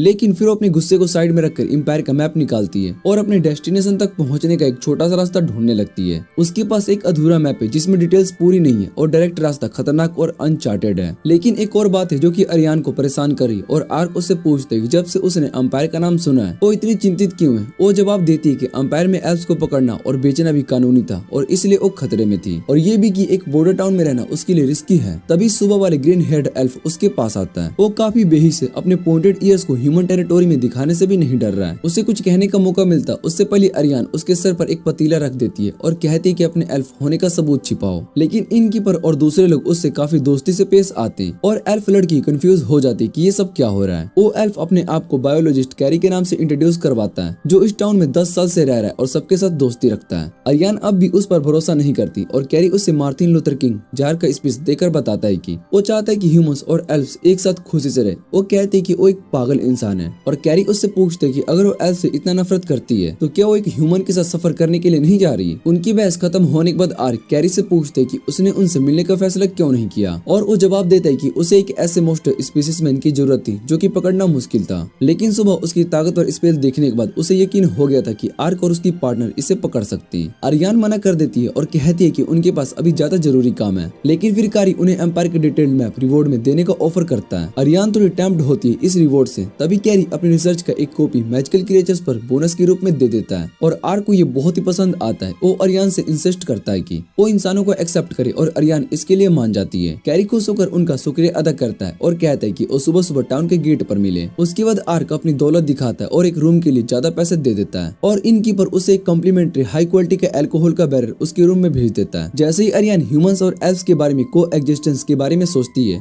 आर्क बैरल को खोलता है और उसे एक गिलास पोर करके पूछता है कि क्या उसे पीने की इजाजत है। अरियान कॉम्पिटेटिव मोड में चली जाती है और एक साथ गिलास खत्म कर देती है। वो इतना टेस्टी लगता है कि उसके कान भी हिलने लगते हैं बिना उसके नोटिस किए। आर्क भी एक सिप लेता है और उसे पता चलता है कि ये सिर्फ ना बहुत ही टेस्टी है बल्कि बहुत ही स्ट्रॉन्ग भी है। ये इतना स्ट्रॉन्ग होता है कि अरियान सिर्फ 2 गिलास पीने पर ही बेचैन हो जाती है और आर्क पर जंप कर देती है। उसे मिक्स सिग्नल देकर ही कि वो क्या करना चाहती है। आर्क थोड़ा कंफ्यूज हो जाता है, वो उसे चाहती है या फिर बस ड्रिंक चाहती है और क्लियर जवाब देने की बजाय उसके सर को जोर से हिलाती है और उसे रात भर नीचे धकेलती है। अगले दिन वो अपने ट्रेटेड रूम में हैंगओवर के साथ उठती है और जब वो आर्क को बिना आर्मर के जमीन पर देखती है तो उसे बस एक स्केलेटन समझकर ब्लास्ट कर देती है, जबकि आर्क समझाने की कोशिश कर रहा होता है। सब कुछ भूलकर वो इनकीपर के काउंटर पर जाती है जहाँ पर वो टीज करता है कि वो उनकी रूम से रात भर आवाजें सुन रहा था। अरियान ऑलरेडी बहुत ही एम्बेरेस्ड हो गई होती है, लेकिन जब वो कैरी के पास जाती है और उसे इंतजार करने के लिए माफी मांगती है तो वो कहता है कि उसे सब कुछ समझ में आ गया है। उन्होंने सुबह देर से उठने की वजह से इंटेंस रात का सामना किया। फिर वो कैरी और उसकी ह्यूमन फ्रेंड के साथ मॉन्स्टर को ढूंढने निकलते हैं और अरियान को हैंगओवर और मोशन सिकनेस का सामना करना पड़ता है। साथ ही गोब्लिन क्रॉप्स की आने वाली बदबू भी, जो कि रिसर्चर्स लेकर आ रहा था। वो कहता है कि वो क्रॉप्स बैट के रूप में उसे यूज कर रहा था ताकि सैंड वर्म्स को लूर कर सके, जिससे कि वो स्टडी करना चाहता था। कैरी का ह्यूमन फ्रेंड अरियान को स्पेशलिटी देता है जो कि हैंगओवर के लिए बहुत ही मददगार है, और अगरचे वो भी ह्यूमंस के साथ कंफर्टेबल नहीं है, फिर भी उसे लगता है कि ये सच में मदद करता है। आर्क कैरी के साथ बात करता है और उसे सैंडवर्म्स के बारे में और ज्यादा जानकारी लेता है जिसे उसने पकड़ना है। ये एक साथ 7 से 8 फुट लंबा क्रिएचर था जो कि रात को निकलता है और ज्यादातर मरे हुए क्रिएचर्स पर डिपेंड रहता है। ये आग से कमजोर था और कैरी उससे कहता है कि वो लोग आग का इस्तेमाल ना करें क्योंकि उसे स्पेस में जिंदा चाहिए था। फिर वो ये भी बताता है कि सैंडवर्म्स को अभी रिसेंटली वेम्स के फ्लोक की तरफ जाते हुए देखा गया है, और जैसे ही वो दोनों मर्द मॉन्स्टर के बारे में बात कर रहे होते हैं, अरियान पीछे मुड़कर देखती है और देखती है कि गोब्लिन्स वाली काट वापस चली गई है और दूसरा व्यक्ति कहीं पर नजर नहीं आ रहा है। जैसे ही वो आर्क को चेतावनी देती है, एक बड़ा सा सैंडवर्म जमीन से निकलकर आसमान में जाता है जो कि लगभग 70 फीट लंबा होता है। कैरी कहता है कि शायद से उसने जीरो डालना भूल गया, लेकिन उसे भी शौक लगता है जब वो जायंट वर्म को देखता है, और वो कहता है कि सबसे बड़ा स्पीसीमेन है जो कि कभी देखा गया था। कैरी का ह्यूमन फ्रेंड जमीन पर लेटे हुए और उसका वैगन भी टूट गया है और सैंडवर्म्स उसे देखकर उस पर अटैक करने जाता है। अरियान तुरंत मदद के लिए दौड़ती है और मॉन्स्टर पर फायर ब्लास्ट कर देती है। हालांकि आग उसकी कमजोरी थी, लेकिन वो अटैक सैंडवर्म्स पर कुछ खास असर नहीं डालता और उस पर हमला करने लगता है। लगभग उसे मार ही डालता है, लेकिन आर्क उसे बचाता है और सिर्फ एक हाथ से जायंट सैंडवर्म्स को पकड़ लेता है। वो अरियान को कहता है कि बाकी का काम उस पर छोड़ दे और वो वर्म्स के साथ कुश्ती करना स्टार्ट कर देता है। फिर अपनी शक्ति से उसे रेत के नीचे खींचकर साइड में पटक देता है। सैंडवर्म मर जाता है और तभी आर्क को ये भी पता चलता है कि इसके पास वो अजीब सा रिंग भी था। पूरा ग्रुप मॉन्स्टर को टाउन में वापस ले जाता है और कैरी उन्हें रात का रिवॉर्ड के रूप में मैप और बुक देता है। अपनी यात्रा पर निकलने से पहले अरियान कैरी से पूछती कि वो ह्यूमंस के साथ क्यों रहता है, और वो जवाब देता है कि उसे ह्यूमंस पसंद है। शुरुआत में जब वो एक एल्फ गांव में रहता था, उसका मन ह्यूमंस के लिए बहुत ही नेगेटिव था, लेकिन जैसे ही उसने उन्हें बेहतर समझा, उसे लगा कि वो सब बुरे नहीं होते और एक शांति भरी भविष्य बनाया जा सकता है जहाँ पर दोनों रेसेस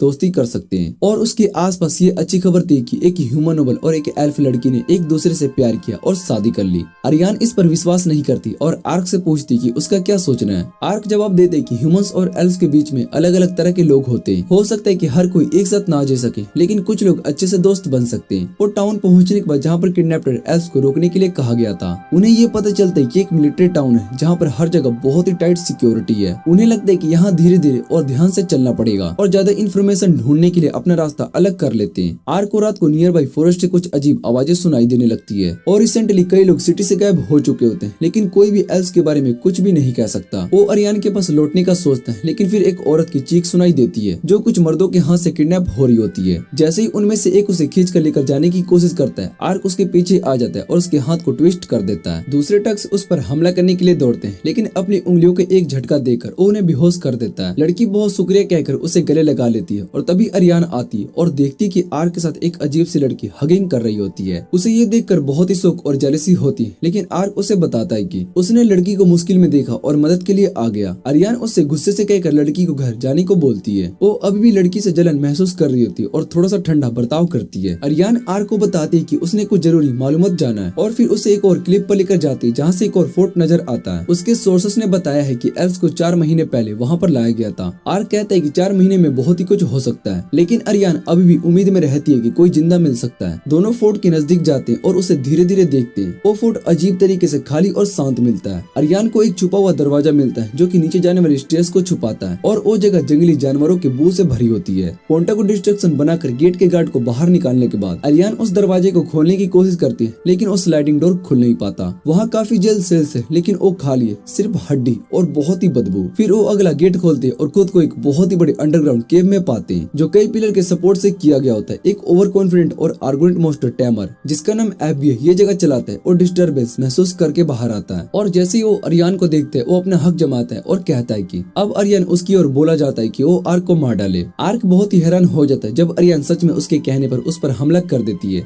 और रुकती नहीं है, चाहे वो बस उसे समझाने की कोशिश करता हो। आर्क एबियस से पूछते है कि उसने अपने दोस्त के साथ क्या किया, और जब वो बात कर रहा होता है तब लड़की जो कि एल्फ है आर्क को उठाकर उसे नीचे गिरा देती है अपने फेवरेट WWE मूव के साथ। आर्क को समझ में आता है कि कोई विविष्ट कर्स नहीं है और वो अरियान पर एंटी कर्स स्पेल चलाता है, लेकिन कोई फर्क नहीं पड़ता है और अरियान उसे मारना बंद नहीं करती। अरियान का दिमाग हाईजैक हो चुका होता है और अपनी बहन को समझाने के लिए आती जो उससे कह रही होती है कि तुम बहुत ही कमजोर हो, तुम्हें ज्यादा मेहनत करनी होगी, और उससे कहती है कि तुम्हें सपने में लड़ना होगा। और अरियान रियल लाइफ में आर्क के साथ लड़ती है। आर्क उसे कर्स करने की कोशिश करता है, लेकिन अरियान बिना रुके उस पर अटैक करती रहती है। आर्क समझ जाता है कि उसका स्पेल कास्ट नहीं कर रहा है, लेकिन कुछ छुप कर दोबारा से कास्ट हो रहा होता है। अरियान पर जो माइंड कंट्रोल स्पेल था वो लगते ही काम कर गया। आर्क को यकीन हो जाता है कि ये मोस्टर टेमर खुद ये सब नहीं कर पा रहा है, और जब एल्फ लड़की उसे मारती है, आर्क उसके सर के नीचे से झमकती हुई आंखों का झटकता हुआ चेहरा देखता है। आर्क पोंटा को कहता है कि इसको हैंडल करे, और पोंटा तुरंत उसकी हुड में छुपकर एक एमपी निकाल लेता है, जो एक ऐसा मोस्टर होता है जो कि पावरफुल इल्यूजन का यूज कर सकता था। पोंटा उस मोस्टर को बाहर फेंकता है और आर्क उसे मार डालता है अपने फ्लेम स्पेल से, और अरियान भी होश खो देती है। एबी आर्क की नॉलेज और क्विक थिंकिंग देखकर बहुत ही इंप्रेस हो जाता है और अपना परिचय देता है। वो कहता है कि वो मोस्टर टेमर क्लेन से और उनमें सबसे स्किल्ड है। उसने अपना गांव को छोड़ दिया था ताकि दुनिया में अपना नाम बना सके और किसी भी मोस्टर को टैम कर सके। आर्क को उसके क्लेम में कोई शक नहीं होता जब उसने एबी के हाथ में रिंग्स देखे और समझ गया होता है कि ये वही जिला की वुल्स, जायंट सैंड और वर्म्स का जिम्मेदार था। एबी लड़ाई के लिए तैयार हो गया होता है और अपने गार्ड्स को बुलाता है, एक बड़ा सफेद चीता, और कहता है कि आर्क को उसका डिनर बना देगा। लेकिन वो पहले अरियान को एक शांति भरे कोने में रखकर लड़ाई शुरू करने से पहले आर्क से सवाल करता है। आर्क उससे पूछता है कि जो एल्फ 4 महीने पहले किडनैप करके यहाँ पर लाए गए थे उनका क्या हुआ। एबी हंसते हुए कहता है कि उनमें से तो ज्यादातर को अंपायर के एक्सपेरिमेंट्स के लिए यूज किया गया, और जो बच गए थे उन्हें उसने अपने बीस्ट को खिला दिया था जब उसे उसके साथ काफी मजा आ गया था। जब वो उनका मजाक उड़ा रहा होता है, आर्क को बहुत ज्यादा गुस्सा आता है और वो एक ही स्लैश में जायंट टाइगर को मार डालता है। वो एफबीए को गाली देकर कहता है कि वो अपनी छोटी सी जर्नी में उसने हर तरह के विलेंस को देखे और उनकी बुराई देखकर भी शांत रहा, लेकिन मोस्टर टेमर बहुत ही बुरा था और उसकी हरकतों ने आर्क को इतना गुस्सा दिला दिया था कि वो सोचने की शिकायत खो चुका था। एफबीए उसे टोंट करता है और कहता है कि वो बहुत ही ज्यादा आर्गुमेंट है और उसे मारने के लिए और भी मोस्टर्स को मारना पड़ेगा। एफबीए अपने बाकी पेट्स को विप से बुलाता है और उनमें हर तरह के मोस्टर्स शामिल होते हैं जो आर्क ने पहले नहीं देखे थे। वो मोस्टर आर्क पर हमला करते हैं, लेकिन आर्क उन्हें एक के बाद एक मारता जाता है जैसे वो फ्रूट निंजा खेल रहा हो। एफबीए रियल लाइफ में अपने मोस्टर को आर्क पर हर तरफ से हमला करने का हुक्म देता है और आर्क उनको एक एक करके मार डालता है, लेकिन वो अरियान की सुरक्षा पर ध्यान देना भूल जाता है और एफबीए उसे जायंट ओर की तरफ पॉइंट करता है जो अरियान पर हमला करने वाला होता है। तो आर्क का ध्यान तुरंत अरियान पर चला जाता है, लेकिन उसके कुछ करने से पहले ही निंजागिरी चियो सीन पर पहुंचती है और मोस्टर को पानी की प्रिजन में ट्रैप कर लेती है। एफबीए को लगता है कि चाहे नाइट्स के पास बैकअप हो कोई फायदा नहीं है क्योंकि उसके पास और भी मोस्टर्स हैं, लेकिन चियो कहती है कि अब उसके पास कोई भी मोस्टर्स नहीं है क्योंकि उन सभी को गोमैन और बाकी सभी निंजास ने हैंडल कर लिया। आर्क उससे पूछते कि वो यहाँ पर कैसे आ गए, तो वो कहती है कि उसने अरियान को ये सब बताया था जो उसने आर्क को जेलसी की वजह से नहीं बताया था।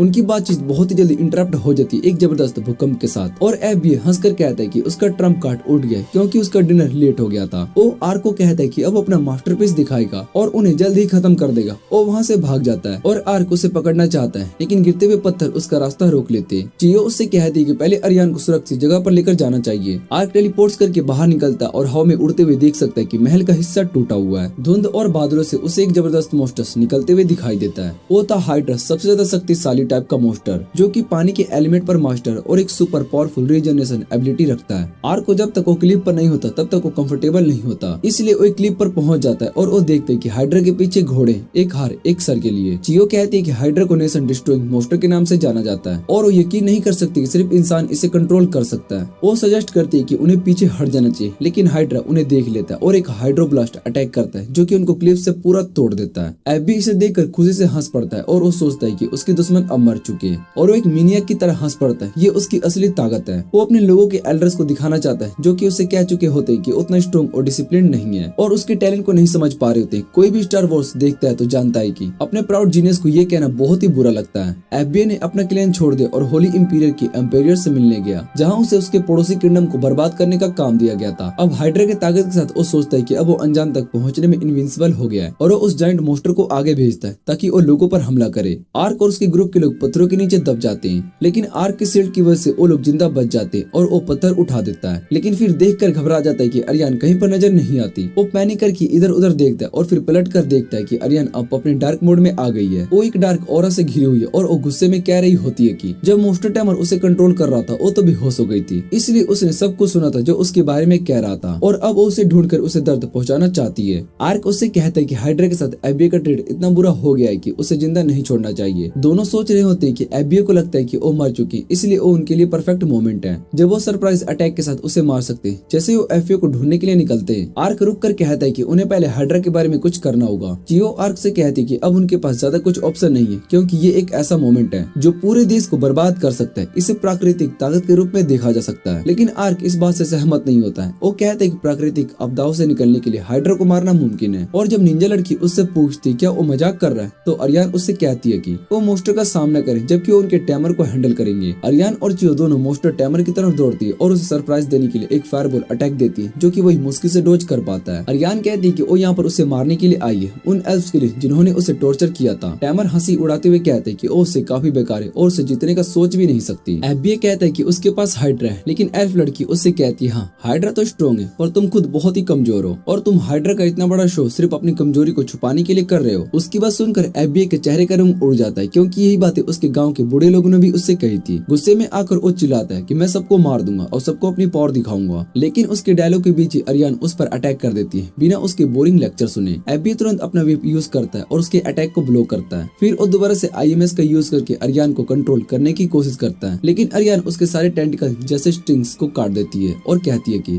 मैं पहले वाली बेवकूफ नहीं हूँ जो कि दोबारा से उसके ट्रिक में फंस जाऊंगी। एब्बी अब पूरी तरीके से फ्रस्ट्रेटेड हो चुका होता है। वो हाइड्रा को कमांड देता है हेल्प करने के लिए। तभी शोम अचानक से उसके पीछे आकर छुरियां फेंकती है और उसकी बैक पर अटैक कर देती है। उसका टैटू कट जाता है और उसकी पावर्स फेल हो जाती है। शोम कहती है कि मुझे पहले ही लग रहा था कि तुम मॉन्स्टर्स को कंट्रोल करने के लिए इन कॉम्प्लेक्स कस्ट मिक्सेस का यूज कर रहे हो, लेकिन थोड़ा सा भी डिस्टर्बेंस हुआ तो ये फेल हो जाती है। अब एब्बी के पास कोई भी ऑप्शन नहीं बचा होता है। वो पागल की तरह हंसने लगता है और चिल्लाता है जो कुछ भी अब हाइड्रा करेगा उसके लिए मुझे ब्लेम मत करना। चिम थोड़ा टेंशन में होती है, लेकिन अरियान उससे कहती है जब तक आर्क जिंदा है वो किसी को नहीं मरने देगा। फिर अरलान अपनी सोर्स से फायर चार्ज करती है और सीधा एब्बी के पास बढ़ने लगती है। एब्बी उसे रोकने की कोशिश करता है, लेकिन अरलान के फ्लेम उसका वेप जलाकर राख कर देते हैं। वो घबरा कर माफी मांगता है, कहता है कि मुझे माफ कर दो, मैंने एल्फ को हर्ट किया। लेकिन अरियान ठंडे लहजे में कहती है माफी मुझसे नहीं, उन लोगों को देना जिनको तुमने मार दिया जब उनसे तुम मिलो। इतना कहकर वो सबसे पावरफुल स्पेल का यूज करती है और एब्बी को नीला ज्वाला जलाकर राख में छोड़ देती है। दूसरी तरफ जंगल में हाइड्रा ट्रीज के घास की तरफ कुचलता हुआ सिटी की तरफ बढ़ता जा रहा होता है। वो अपने हेड्स को उठाकर सिटी पर हाइड्रोब्लास्ट करने वाला होता है कि तभी आर्क उसके सामने आ जाता है और अपने वाई एंड स्लैश स्किल का यूज करता है, लेकिन हाइड्रा पर इसका कोई भी इफेक्ट नहीं पड़ता और अब सारे हेड्स आर्क की तरफ घूम जाते हैं। हाइड्रा उसे काटने की कोशिश करता है पर आर्क उसके सारे अटैक को डोज कर लेता है। फिर उस शेड ब्लेस का यूज करके हाइड्रा को बैलेंस से हिला देता है। हाइड्रा के हेड्स पीछे झुक जाते हैं तो आर्क हवा में टेलीपोर्ट करता है और एक पावरफुल WWE मूव के साथ नेक पर अटैक कर देता है, लेकिन हाइड्रा को उससे कुछ ज्यादा नहीं होता है। अब हाइड्रा 3 हेड से हाइड्रोब्लास्ट करके चार्ज करता है। आर्क डायमेंशनल वॉक का यूज करके उसके ब्लास्ट से बच जाता है पर एक हेड उसे काट देता है और बाकी के 3 हेड से फिर से चार्ज करता है। ये देखकर आर्क को लगता है कि हाइड्रा उसकी मौत कंफर्म करना चाहता है, लेकिन उसकी शील्ड उसे बचा लेती है। हाइड्रा का एक हेड उड़ जाता है। आर्क नीचे लैंड करता है और अपनी सबसे पावरफुल स्किल जजमेंट का यूज करता है। आसमान से एक जायंट लाइटनिंग उसके शॉट पर गिरता है और हाइड्रा के 3 और हैंड्स को काट देता है। अब सिर्फ एक ही हेड बचा होता है, लेकिन मॉन्स्टर तुरंत रीजनरेट करना स्टार्ट कर देता है। एक अजीब बबलगम जैसे फॉर्म से उसकी हेड वापस आ जाती है। आर्क सोचता है ये तो एक्सपेक्टेड नहीं था, आफ्टर ऑल ये तो एक मिथिकल बीस्ट है। फिर वो दोबारा डिस्टेंस लेने के लिए क्लिप पे टेलीपोर्ट कर लेता है और डिसाइड करता है कि वो अपनी ग्रैंड मैजिक का यूज करेगा जिसका यूज उसने आज तक कभी नहीं किया। ये मैजिक जितना पावरफुल और एग्जॉस्टिंग था, आर्क इसे सिर्फ कुछ समय के लिए यूज कर सकता था, लेकिन उतना समय भी हाइड्रा को हराने के लिए काफी होता है। आर्क एक बड़ा सा मैजिक सर्कल बनाता है और अपनी सारी पावर को जोड़कर एक रखवाले को बुलाता है,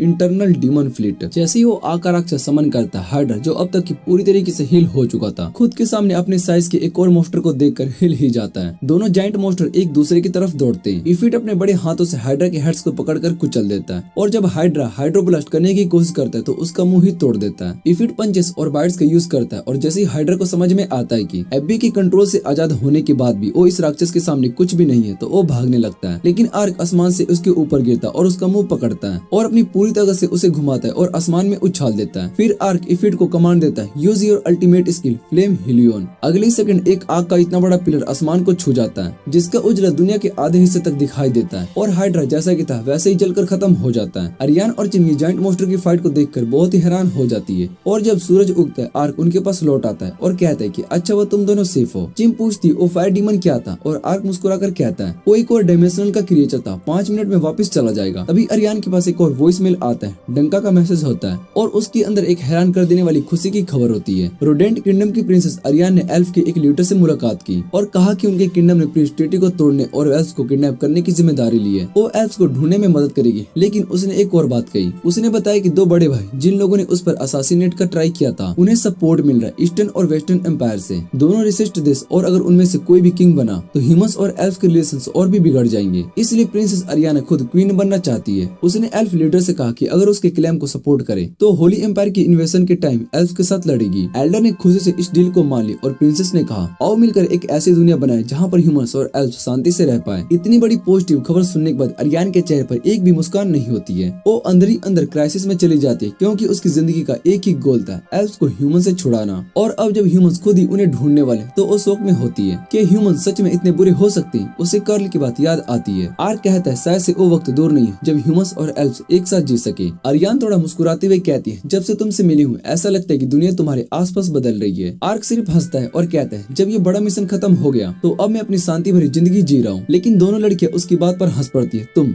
शांति वाली लाइफ हैं? मजाक में आर्क अपना हेलमेट उतार देता है और बेचारी चिंप जो कि बिल्कुल रेडी नहीं थी डर के मारे एक ट्री के पीछे छिप जाती है। अरियान उसे समझाती है कर्ज की वजह से आर्क की वजह ऐसी हो गई है। फिर वो आर्क से कहती है, चलो मेरे घर थोड़ा रेस्ट करते हैं, फिर हम लॉर्ड्स क्राउन जाएंगे जहाँ तुम अपना कर्ज तोड़ सकते हो। आर्क सोचता है हाँ शायद से अब टाइम आ गया है और इसी तरह एक शांत लाइफ जीने निकला आर्क। लेकिन अब अपने दोस्तों के साथ एक नया एडवेंचर जी रहा है। उसे अभी तक ये नहीं पता है कि वो इस दुनिया में किस लिए आया था, लेकिन अब उसे फर्क नहीं पड़ता जब तक उसे अपनी स्केलेटन लाइफ जीने का मजा मिल रहा है। इसी के साथ ये एनिमे यहीं पर एंड हो जाता है। अगर आपको ये वीडियो अच्छी लगे तो वीडियो को लाइक करके चैनल को सब्सक्राइब जरूर करना। तो मिलते हैं किसी और वीडियो में।